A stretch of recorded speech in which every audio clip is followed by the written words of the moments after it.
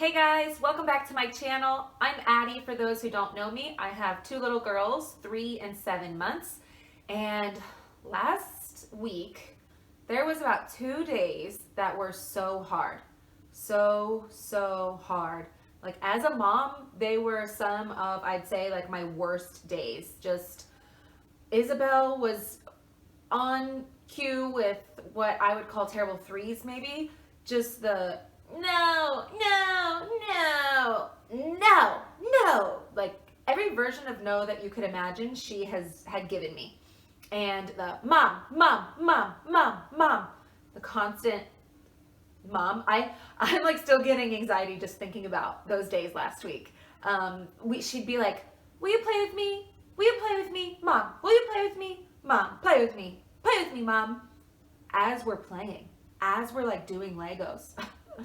It was so hard. Last week there were a couple days that just almost killed me as a parent. And as I was reflecting one night, I feel like I just unlocked something that I know that is not an earth shattering, this is the secret type thing. It's something that I know, but I realized I wasn't putting into practice. So if I haven't scared you off from my anxiety ridden couple days last week, then please subscribe to my channel and give this video a thumbs up. So as I was reflecting, the thing that I realized was that I have been on my phone a lot recently. Like a lot. I don't know if it has to do with Corona and I'm just constantly looking at updates and trying to see what's going on with that. If I'm scrolling through Facebook trying to read different things, if I'm just looking for an outlet because I can't leave the house.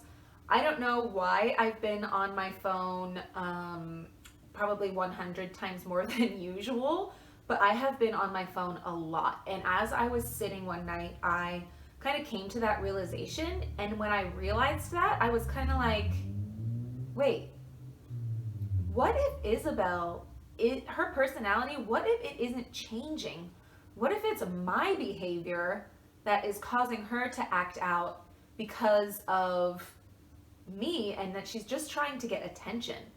And I was like, I felt like kind of a bad mom, like thinking about some of the things that had gone on those couple days that were really hard, because I was like, she was saying that when I was scrolling Facebook. She was saying that when I was on my computer. She was saying that when I was, doing whatever, when I wasn't actually truly paying attention to her 100%, if I'm being honest with myself.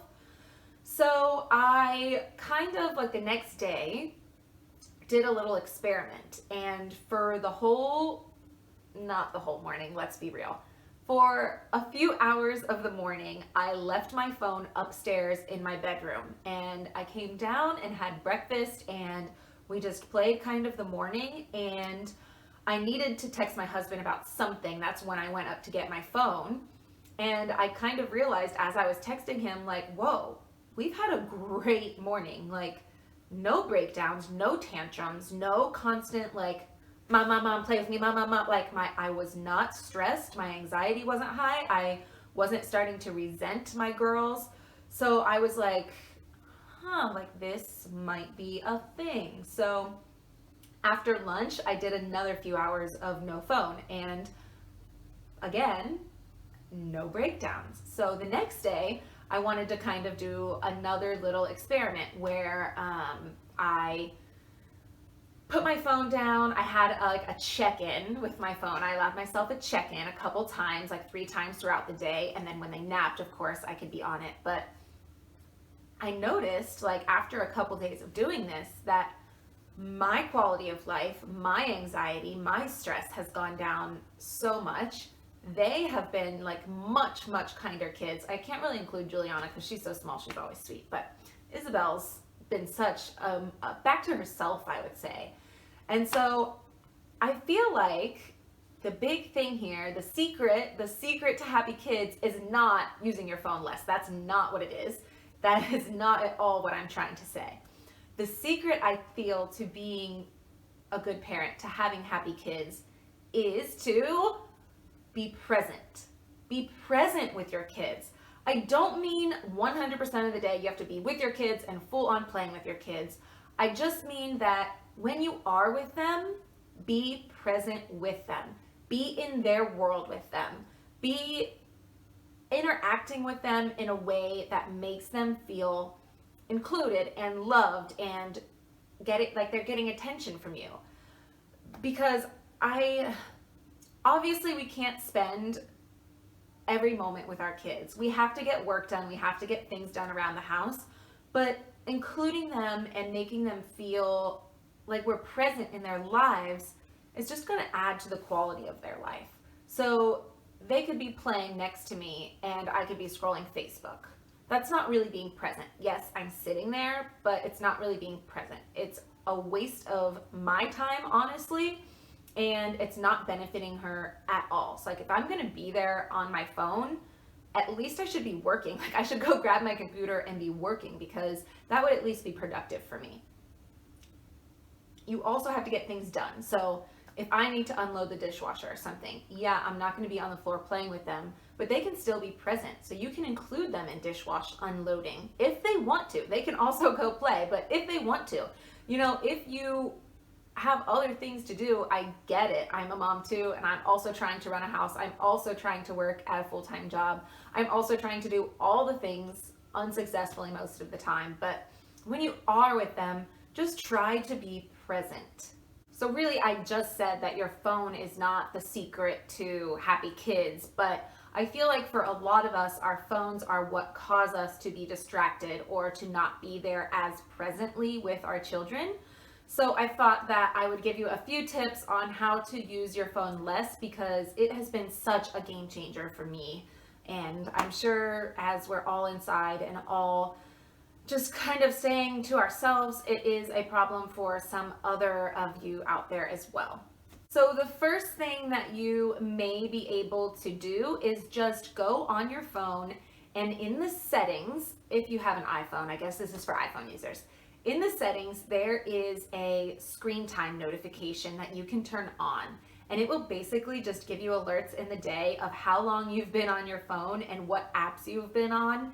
And that alone can kind of be a deterrent, because if you get a notification that you've been on your phone for 4 hours in the last 7, that's pretty bad. So that can alone be something helpful, turning that little feature on. The other thing that has kind of helped me is to turn off notifications or push notifications to apps that cause my distraction. So turning off notifications for Facebook and Instagram and Snapchat and TikTok and all those things that are really just time wasters, turning off those notifications has really, really helped, because then I don't see the bubble and I don't feel like I need to click it. Another thing that has kind of helped is to, on my phone, I will group those distracting apps. So Facebook, Instagram, you know, you get what I'm saying, those types of distracting apps.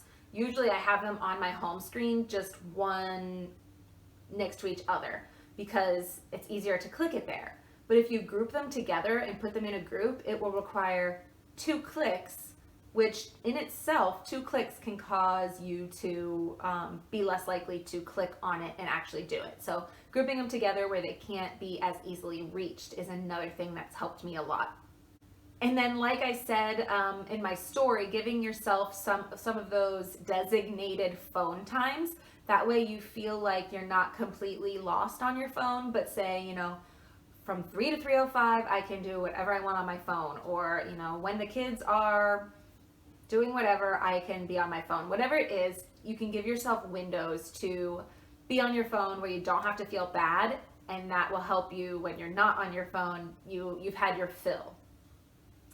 Outside of phone use, I would say that some of the things that have helped me is to create a to-do list for my house as I realize things might need to be done. So for example, we are getting ready to paint our trim, and so we've had to do a lot of taping things off to get ready to do that process.